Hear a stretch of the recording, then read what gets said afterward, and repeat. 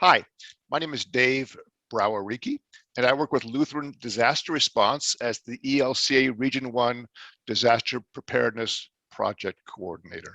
I'm here today with some folks that you may know, and we're going to share a little bit about this past year. Scott Hoganson lives in Malden, and he and his partner Alicia lost their home to wildfires this past fall, along with about 80% of the community. Scott, we're sorry. I can't imagine what that's like. Could you just share a couple of words about that experience with us? Yeah, a couple words lead into a couple paragraphs, lead into 15 or 20 minutes, but I'll do my best. My name is Scott Hoganson. I'm the executive director of the Pine Creek Community Long-Term Recovery Group that was formed a few weeks after the Labor Day fire of 2020 that affected Malden and Pine City and outlying areas. When the fire hit, I had time to respond the day of.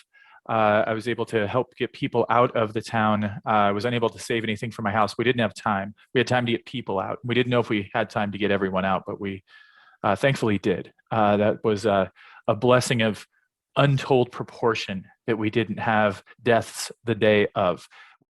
Places. So the Sheriff's Department of Whitman County actually came in and gave a mandatory evacuation over loudspeakers. Run, leave now, don't take anything, don't look back, just go. There was a number of people we had to stop at the edge of town who wanted to go back and look for family members, and we couldn't allow that. It was a moment I likened to war. I can only imagine. I can't imagine what a school shooting might be like, those levels of pain, but losing an entire town was not something any of us was prepared for, and I think we still deal with daily. What is your work in long-term recovery? You're the executive director of the Long-Term Recovery Group. What does that work look like? So that work looks like having the best and the strongest community that we can have. We don't know what that is. So our work is we're working towards whatever we can include.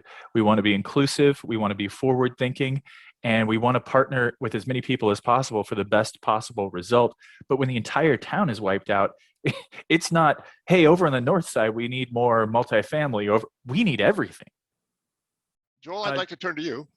Joel Lay is a pastor at Christ Lutheran Church in the Walla Walla. Joel, you have been boots on the ground for over a year now with the Umatilla flood and its incursion and damage for survivors up into the Walla Walla area. Can you tell us a little bit about what you're doing? Sure. I've been part of the Unmet Needs Committee of the Long-Term Recovery Group locally here.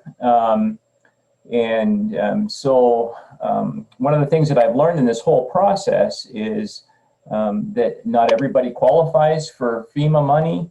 Not everybody can get a loan from the Small Business Administration. Not everybody has insurance. Not everybody has personal resources. So there's a lot of needs that go unmet. And so I'm part of a group that's come together to help address some of these needs. We have community foundations. We have community service clubs from both the Oregon and the Washington sides of the borders. There are several churches represented. I've worked. What would I like to see? I'd like to see a group of people come together from our synod and sit on a group with me for a while and vision what would we like to move forward in the synod.